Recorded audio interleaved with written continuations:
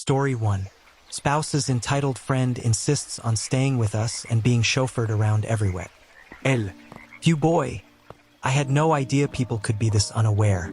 My spouse's childhood friend announced a year ago that they were coming to our country and intended to stay with us. We tentatively said okay. Recently, we found out that my mother requires a significant medical procedure, will be hospitalized for a few days to a week and recovering with us after. The three of us live together as roommates with bills split equally, essentially. This procedure falls smack dab into the middle of spouse's friend's trip. I told my spouse to tell their friend about the circumstances and that this would severely impact any sightseeing plans we had, and I would be out for the duration of the trip between work and taking care of my mom. My spouse's friend, despite driving for many years in their home country, did not want to drive while here and expected us to ferry them around. I had hoped that, like most normal people, the friend would pick up on the fact that this is not a good time to visit us and make alternate arrangements, i.e. drive a car. But instead they said, well, as long as I get to see X while here, I'm fine.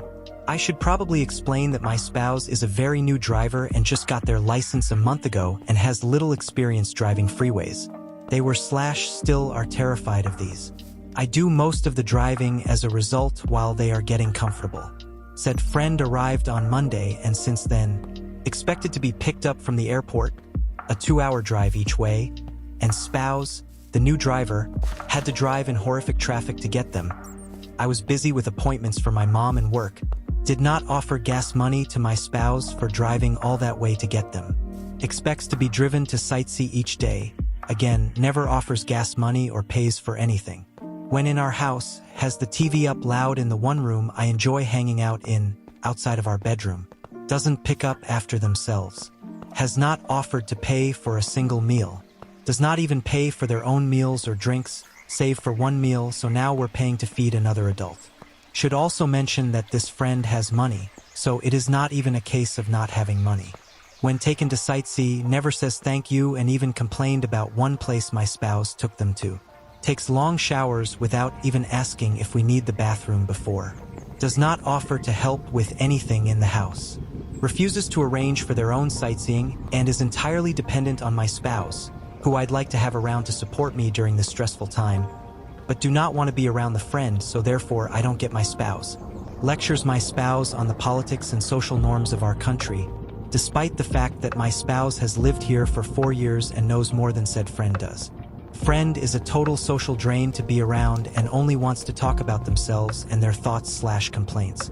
Friend has not once said thank you to us for hosting or driving or paying for their meals. Friend is staying for 13 days total, all with us, all with the expectation of us driving them. I have social anxiety, spouse knows this, and have had to give up my 2 favorite spaces in the whole house, so the friend has a place to sleep and a place to hang out when they're not in the bedroom. I work from home and had to relocate my work setup, previously in the guest room, to another part of the house, which was and is a major inconvenience as work is crazy right now and I'm having to balance taking care of my mom with that. The last 6 days have been hell and I feel like I have no peace in my own home, especially after a long day of having to be social while working and then having to continue that because of this house guest. The next 6 days will also be hell as this friend simply will not take a hint, and I've got the stress of dealing with my parent who is having a procedure that has a 10% fatality rate, and given her health conditions, complications could happen.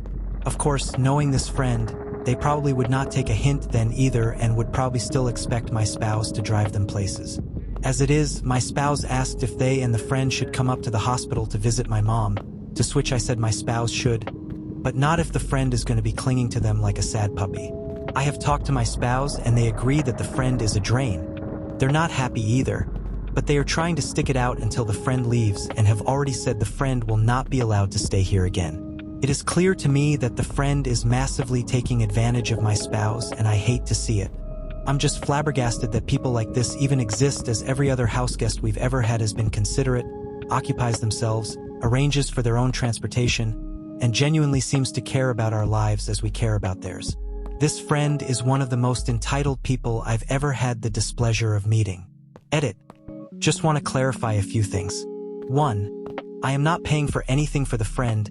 I put my foot down. My spouse is paying from his own funds too. I told my spouse that I thought their friend should make an alternate arrangement after I found out about my mom's procedure, and that I was in no place mentally or emotionally to have someone staying with us 3. I told my spouse that at the very least, friend needs to drive themselves, not put all that burden on spouse, and I really need my spouse to be there to support me at the hospital. I did try to cancel this friend coming here, but it fell on deaf ears. Story 2. AITA for telling my husband to stop helping my neighbor and her son. About 5 years ago, my neighbor Jane kept walking over to our house and sending me messages asking for help for her son to learn to snowboard from my husband. Jane's husband wasn't interested in helping, and she kept telling me how great it was that my husband would snowboard with my son. At one point, she asked if my husband, her, and her son could go snowboarding together. I put my foot down and said absolutely not. Fast forward a number of years later, and her son is now 16. She again asked for help buying a new snowboard, and my husband is nice and went and helped her and her son purchase one. She then started texting him asking if she could go with my husband and my son and her son snowboarding the next weekend. My husband said that was fine. However, my son decided not to go last minute because he wanted to just spend time with my husband. My husband didn't know that, but I did. My husband spent the day with Jane and her son even after me telling him that I wasn't happy about him going and that he should cancel. But he said he already told her he would and didn't want to flake. She texts him during work hours, he replies, and has relentless questions and asking when the next time they can go snowboarding. I told my husband to stop texting her and he can't go with her anymore. It's making me uncomfortable. Note: her husband is around and did go with them to purchase the snowboard but doesn't have the time to spend with them on the weekends, and so she wants my husband to go to help them and show them the ropes. He's one of those people that likes to help others. However, I told him to ghost her. He said it's going to be weird when he sees her in the neighborhood and what he's supposed to say when he sees her. I told him to tell her that he's just too busy. Am I the asshole? Story 3. Why doesn't it say card only? It does in 3 different places. Medium. This story is a few years old as I no longer work in retail, but it was still one of my most satisfying stories. At the time of this story, I worked at a home improvement retail store. I was a cashier, and on this particular day, I was scheduled to run the self-checkout/assisted checkout, or SCO/ACO. It went by both names. Now, for this to make sense, I have to describe the SCO machines. We had 4 SCO machines. On the left side, the machines took cash and card. On the right side, they only took card. The card-only machines said they were card-only in 3 different places. The first places was on the light for the SCO register. The second places was on the counter where you set your things in big letters. The third place is on the screen of the SCO machine before you start checking out. Despite the fact that there were so many things saying the machines were card-only SCO machines, it was very common for people to attempt to pay cash. Usually, I was able to just suspend the transaction and take them to a machine that took cash, so they wouldn't have to restart the transaction, and they would usually laugh at how they missed it being card-only. However, if this was one of the instances where they laughed the mistake off, I wouldn't be posting here. I had a man at one of our card-only SCO registers. I can't really remember what he looked like, but I believe he was in his 30s. I was probably 19 or 20 at the time. I noticed him with some cash, trying to find a place to put it in. He looks around and makes eye contact with me. I was already on my way over, so he started to ask me a question immediately. Cast, man, the customer, me, man, where do I put in the cash? Me, smiling and chuckling, as this is a common occurrence. Oh, this is a card-only machine. I can suspend the transaction and take you over to one that takes cash. Man, annoyed and with attitude. Well, why doesn't it say card only then? I stopped smiling and just decided to be blunt, because his inability to pay attention was not my fault. And I said, it does. It says it right here, points to counter, up there, points to SCO light, and it says it on the screen before you start checking out. This man was silent the rest of the time. He didn't say another word. He didn't apologize, didn't thank me, nothing. He was just silent as I suspended his transaction and took him to the cash machine so he could finish up. I honestly don't care that he didn't apologize for his rudeness. It was satisfying to embarrass him into silence. I'd like to think he learned to pay attention and not blame others for his mistakes, but that is probably wishful thinking. Story 4. Entitled Nephew Scams His Uncle Out of $800. TLDR: nephew photoshops an invoice to trick uncle into paying for an entire invoice instead of part of it. He thinks he's entitled to compensation because uncle stopped giving him birthday presents after he turned 18. I work at an archery store, and this story revolved around fixing a broken bow. For context, if you shoot a bow without an arrow, it's called a dry fire, and it's very bad. For a compound bow, the damage can be catastrophic. This surprises a lot of people, which is why dry fires are usually caused by beginners or family members that see the bow and play with it, not knowing any better. Uncle did this to nephew's bow, but luckily the damage wasn't too bad. The only thing that needed replacing was the string, so that's what we quoted nephew for. He was going to get uncle to pay for it, but he figured while he was getting a new string, he'd also order some new accessories, so he asked us to add them to the quote. He said he'd pay for them and collect them when the string was ready. When the string arrived, we let him know. The day after that, uncle called to pay for it. To my surprise, he called to pay for the whole order, but there was definitely funny business going on. This was the conversation. I'm calling to pay an invoice. Me, sure, what's the invoice number? It's X for $900. Me, oh, you're the uncle? Yep, so I'm here to pay the $900. Me, you're paying the whole invoice? That's generous. Yeah, well, I feel bad, so here's the money. After I took the payment, he asked me to include all of the broken pieces when we shipped the bow back. Me, okay, sure, but it's only the string that's being replaced. What about the limbs? Me, we're only replacing the string. Nothing else was broken. But it says right here on the invoice. Replace limbs $800, replace string $100. Me, I don't know what you're looking at. The invoice here says, accessories $800, replace string $100. What are you talking about? That's not right. Me, no, it's right, I'm looking at the invoice right now. Oh no. Did I just pay someone else's invoice? Me, no, our invoice numbers match. Plus you confirmed you're the uncle. This is the right invoice. Ooh. Me, your nephew purchased some accessories as well. That's why I was surprised you wanted to pay for it all. There are no accessories on this invoice. Just replace limbs and replace string. Why is yours different?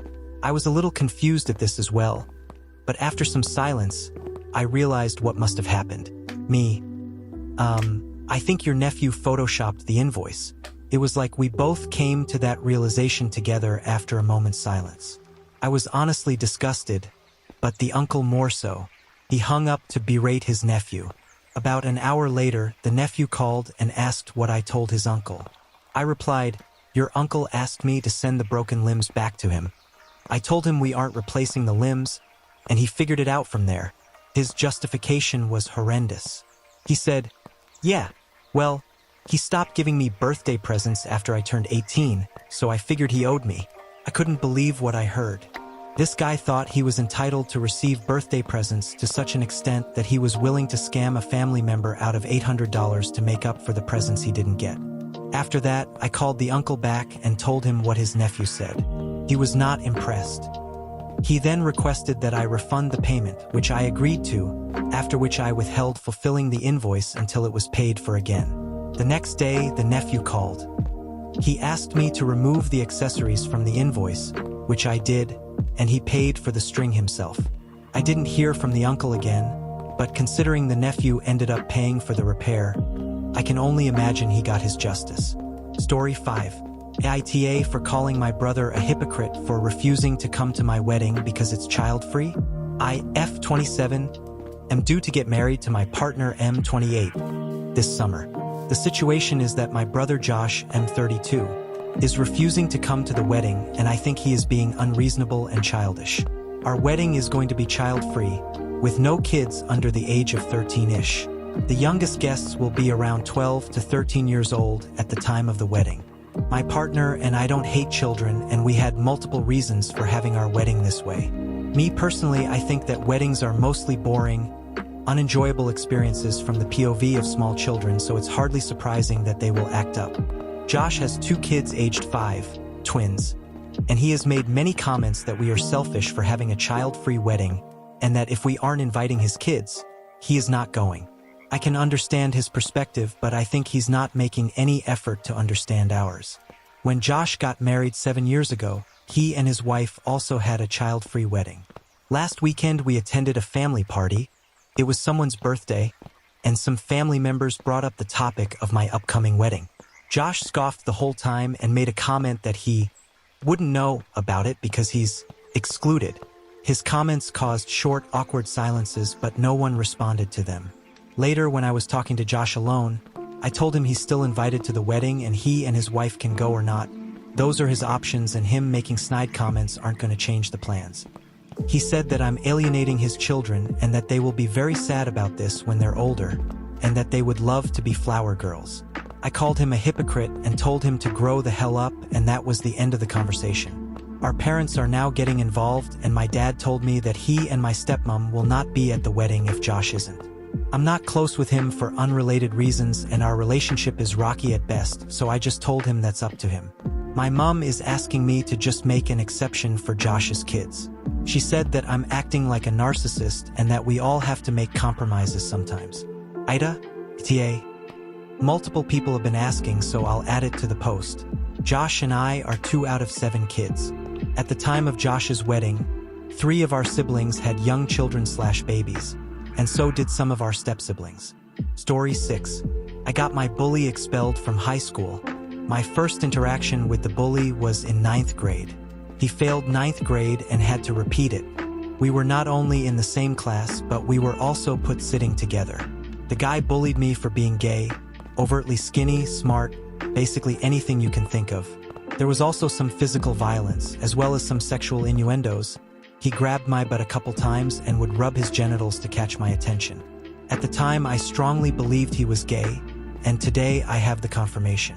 The following year, we both moved on to 10th grade. One afternoon, at the end of chemistry class, the whole class was acting out of control, so the teacher called the principal, who punished us by keeping us in the classroom for 10 minutes, shutting the door and staying outside the room. In an act of rebellion, I hit the door really hard with my palm. The teacher heard it and came back inside to give me something I can translate as a red absence. It's a harsh form of punishment for bad behavior. Worse than this is suspension and expulsion. The next day, the head teacher assigned to our class asked us about what happened. At this point, for whatever surprising reason, most of my classmates had had enough with this guy's bullying and didn't seem to like him anymore. So they all told me to tell the teacher that me and him hit the door together and they would support me. As a result, the bully also got a red absence. He got heavily upset to the point of calling his father to the school to talk to the principal. I was asked to make a statement in front of his father, and I lied to this father with a straight face. A few months later, the bully got himself in another problem. He was making money-piercing ears after school inside school premises. One teacher found him doing this, and they got another red absence. 2 red absences in the same year means expulsion. He got expelled, and I was left with 1 less bully. Story 7. This is a cute one. A few years back, my brother had married a walking power trip of a woman who had him by the short hairs. Everything was her way or the highway, and she could hardly be reasoned with. As an example, she called me up one morning at 5 a.m. to tell me my brother had been cheating on her, and her proof was junk mails in his inbox. You know the ones. This one trick with have your eggplant collision. All the women will hot-face sweat droplets? Or do you like Russian women? Click here for Svetlana. She's waiting to meet you. And when I sent her a screenshot of my own inbox to show that I had that junk mail too, she blocked me on all social media and my phone number. So that's the kind of person we're dealing with. Don't get me started on when she uninvited me to their wedding for reposting a Humane Society PSA on my Facebook. And this control extended to his 3 young children. So my 7-year-old nephew was at my mom's house and playing in her rock garden. He had happily filled 2 sandwich bags my mom had given him with his favorite river rocks from the garden and was just pleased as punch. Well, his new stepmom told him he could only have 1 bag of rocks and that he had to choose. Now for a little context. My brother's kids are not perfect little angels who get anything their little hearts desire. But it's just a bag of rocks. It doesn't do any harm. And Mommy Dearest in training had been a total nightmare all day.